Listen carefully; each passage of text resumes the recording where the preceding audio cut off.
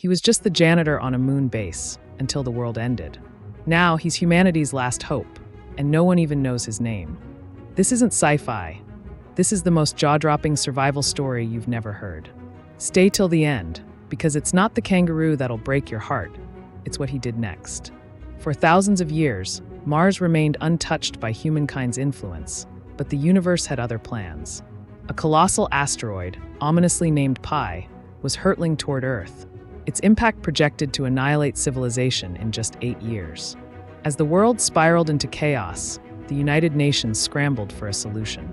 After much deliberation, they granted China the authority to spearhead a planetary defense initiative, Project United Nations Moon Shield, UNMS.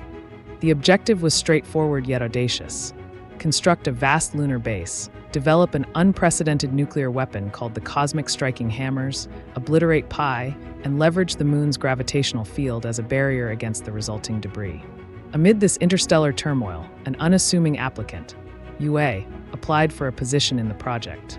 Unfortunately, his self-description as an average middleman did little to impress the recruitment officer. Instead of the engineering post he had hoped for, he was relegated to maintenance duty. But desperation outweighed pride, and he accepted. Before long, he found himself aboard a shuttle bound for the moon, accompanied by a crew of elite astronauts. Years passed, 8 grueling years of relentless labor. Then, at last, the moment arrived. The superweapon was fired, and the team erupted in jubilant celebration. Yet, while others reveled in their success, Yue's thoughts remained fixated on Langsing, the base commander. His admiration for her had turned into something deeper.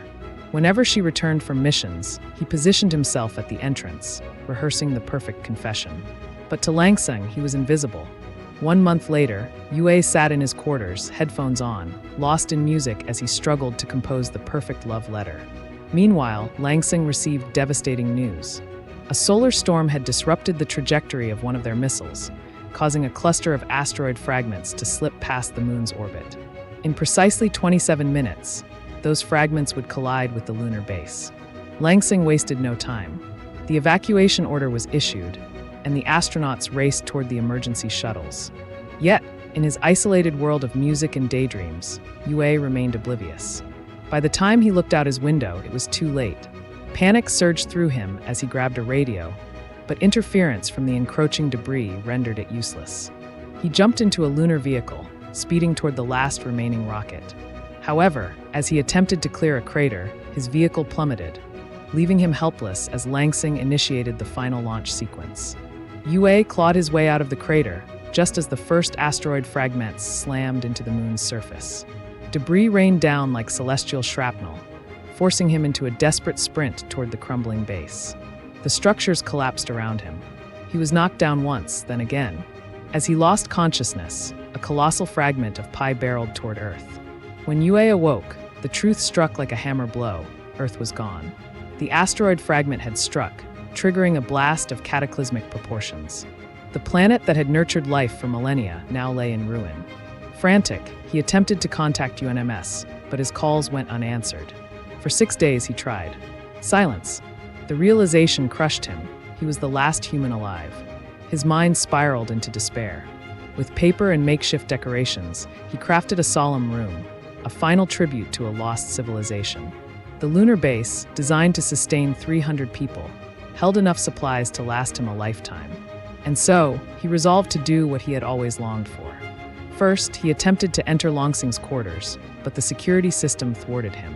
Determined, he began an obsessive guessing game, trying thousands of password combinations. Days turned into weeks, and desperation drove him to extremes. In the end, a combustive charge granted him access, along with the unintended consequence of shredding his clothes. Clad in Langsing's uniform, Yue set the scene for his long-imagined confession.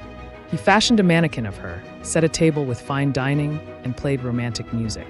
As he leaned in for a kiss, completely immersed in his delusion, he remained oblivious to the fact that he was being watched. Deep underground, survivors had endured Earth's devastation. Hidden in reinforced bunkers, remnants of humanity struggled against starvation, disease, and despair. Crops withered in artificial jars, starved of sunlight. Toxic gases blanketed the atmosphere, and morale crumbled with each passing day. Hope was a fading ember. Then, an unexpected discovery changed everything. The UNMS had re-established a visual connection with the lunar base. Though audio remained disabled, they saw UA. The UNMS chairman saw an opportunity. With nothing left to inspire hope, he devised a plan. They would broadcast UA's survival as a global event. A voice actor would narrate his daily life, framing him as a beacon of resilience. The announcement swept through the underground colonies. A man lives on the moon, and in 30 days, the world will witness his journey. Not everyone believed. Some vanished under suspicious circumstances. Meanwhile, UA plunged deeper into despair. One evening, he resolved to end it all. But as he entered the warehouse to retrieve medication, he stumbled upon something unexpected, a half-eaten food packet. He hadn't dropped it. Tense, he pushed open the warehouse door. A shadow moved. His heart pounded as he approached, mistaking the figure for a woman. His flirtatious grin vanished the moment reality set in. It was a kangaroo. A research division experiment left behind, the creature, King Kong Roo, was now his unwelcome companion. And at that very moment, the global livestream commenced. The first image Earth survivors saw was UA, staring in bewilderment at the kangaroo. The voice actor, caught off guard, blurted out, "What a fantastic day," making it seem as though the kangaroo had spoken. The absurdity escalated as the actor attempted to salvage the situation by playing the flute, only to suffer a well-deserved beating. The survivors, believing the audio was merely delayed, accepted the scene without question. UA, now aware of his unexpected cohabitant, consulted the research logs. King Kong Roo was aggressive, insatiably hungry, and prone to mischief. Equipped with a shovel, UA attempted to reclaim his supplies, only for the kangaroo to effortlessly snap the tool in half before pummeling him into submission. Desperate, UA resorted to deception, disguising himself as a female kangaroo in an ill-fated attempt to distract Kong. His plan failed spectacularly when Kong tackled him, causing his mask to slip. Realizing his mistake, UA bolted, only to be unceremoniously kicked out of the warehouse. Days later, as Kong infiltrated the base, UA took drastic measures. He 3D printed a Gatling fire weapon that fired plastic pellets and engaged the kangaroo in an all-out battle.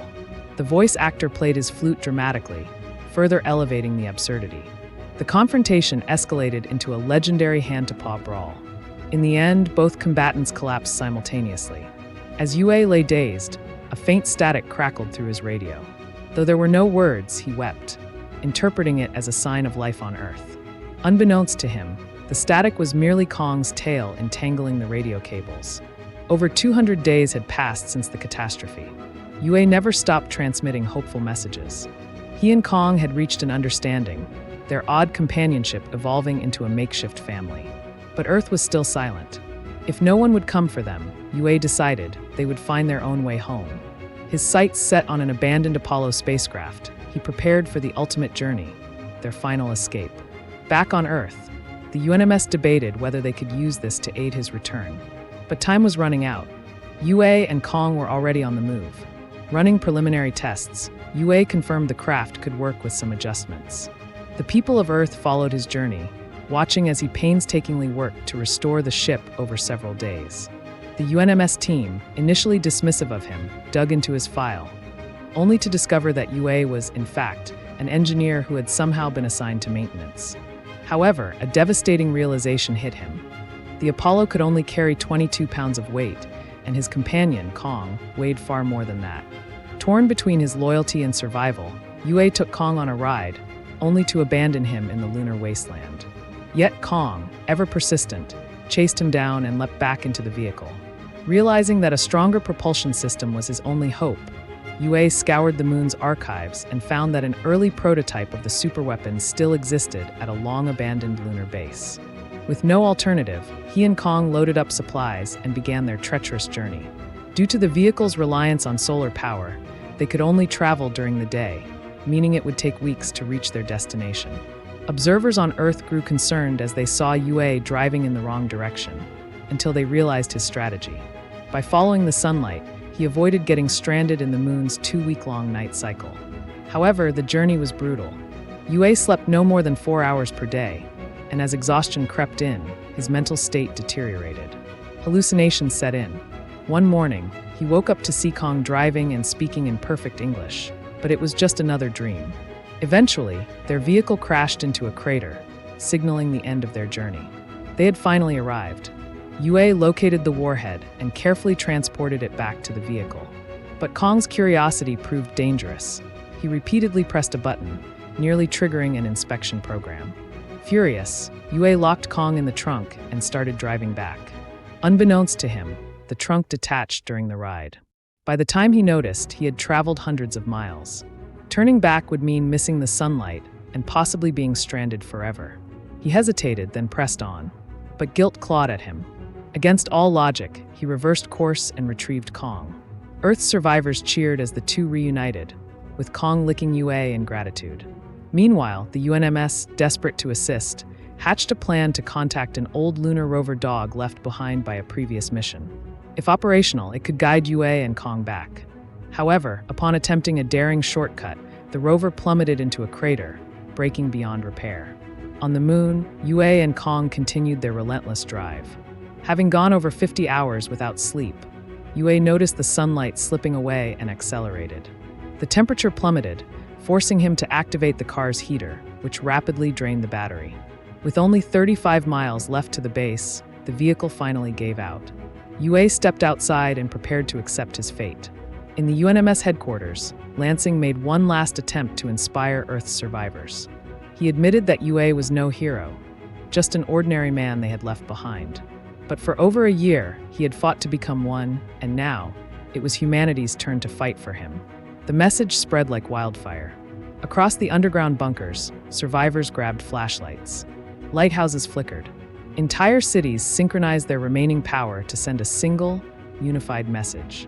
Yue, barely conscious, removed his helmet. His oxygen supply dwindled. But as he looked up, he saw it. A planet illuminated with millions of flickering lights, reaching out to him in silent support. Tears streamed down his face as he collapsed in awe. By day 613, communications were finally restored. The first human face Yue saw was Lansing's, smiling at him from across the void. With the UNMS providing technical guidance, he worked tirelessly to integrate Apollo's outdated systems with modern technology. For the first time in over a year, he felt connected to Earth again. One night, as repairs neared completion, Yue confessed the real reason he had joined the mission. After initially rejecting the maintenance position, he had stormed out of the interview until he saw Lansing smile. That moment changed everything. Moved, Lansing revealed a confession of her own. She had seen Yue in the crater during the evacuation, but had chosen to leave him behind, knowing that rescuing him would have doomed everyone. And given the choice again, she admitted she would still make the same decision. Meanwhile, something massive moved through space. The next day, Yue and Kong boarded Apollo, finally leaving the moon. As they entered orbit, Earth erupted in celebration. However, the joy was short-lived. Scientists detected a massive asteroid fragment, dubbed Pi Plus, knocked from lunar orbit and now on a direct collision course with Earth. Yue, the only person capable of stopping it, was given an impossible mission. Live on broadcast, Lansing contacted him, but he had already overheard everything through an open mic. Resolute, Yue agreed, because he wanted to protect Lansing and humanity. With a heavy heart, he bid Kong farewell, loading him into an escape pod destined for Earth. Then Yue piloted Apollo toward the asteroid, navigating a deadly meteorite field. Despite his best efforts, the ship was struck, sending it into a violent spin. Lansing devised a desperate maneuver. Yue needed to manually decompress the cabin to counter the rotation. But the door was jammed. He kicked it repeatedly until it burst open, stabilizing the ship just as its engine drifted into space, rendering Apollo powerless. Now, he had no choice but to guide the warhead manually. Before leaving, he sent Lansing one final message. He did not blame her, and he wanted the world to see his final moments. With a jetpack strapped to his back, Yue maneuvered the warhead toward Pi Plus. His voice trembled as he delivered a heartfelt speech to humanity. People wept across Earth. As Kong's escape pod splashed into the ocean, Yue sang softly. The asteroid's immense pressure crushed his suit, but he pressed on. Inches from impact, he gave the order. Lansing now. A blinding blast erupted in space, shattering Pi Plus into harmless debris. Earth's survivors emerged from their bunkers, watching the meteor shower that symbolized both their salvation and Yue's sacrifice. The world had been reborn. Cities stood tall once more, and nature reclaimed its place. Though challenges remained, humanity breathed free air again. The former UNMS chairman had retired, and Kong, now a living legend, roamed a sanctuary with others of his kind. Lansing, leading a new crew of astronauts, returned to the moon for cleanup. Standing on the surface, she gazed at the sky. In the distance, the shattered remnants of Pi Plus had formed a stunning planetary ring around Earth. She closed her eyes and imagined Yue standing beside her, smiling. Somewhere among the stars, his spirit lingered. If you were the last person alive, would you keep going? Just for the hope that someone might be watching? Do you think Kong the kangaroo deserved to make it back to Earth? And what would you have done differently if you were in Yue's place? Drop your thoughts in the comment section below. We read every single one. And if stories like this keep you up at night, hit that subscribe button so you don't miss what's coming next.